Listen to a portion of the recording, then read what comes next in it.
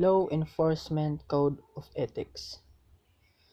As a law enforcement officer, my fundamental duty is to serve mankind, to safeguard lives and property, to protect innocents against deception, the weak against oppression and intimidation,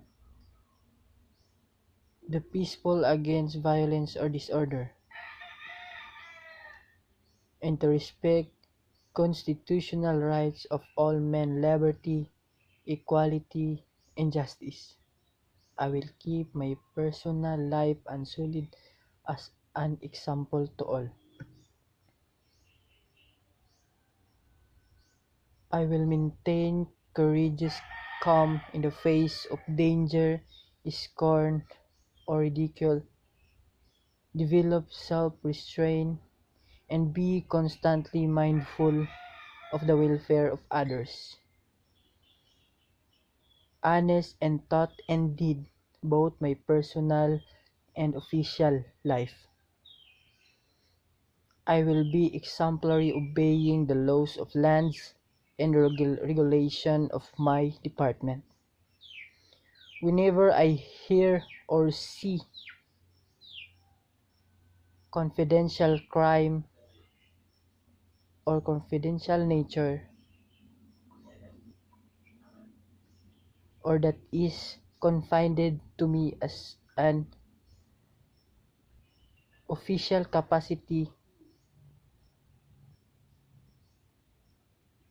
will be kept ever secret unless revelation is necessary in the performance of my duty. I will never act officiously or permit personal feelings, prejudices, animosities, and friendship that can influence my decision.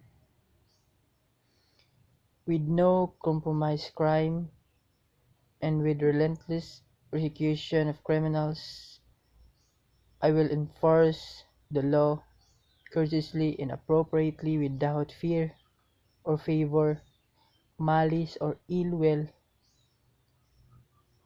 never employing violence or force, and never accepting gratuities.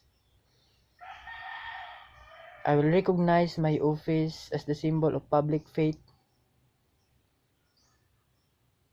and I will accept it as a public trust to be held as long as I am true to the ethics of the police service.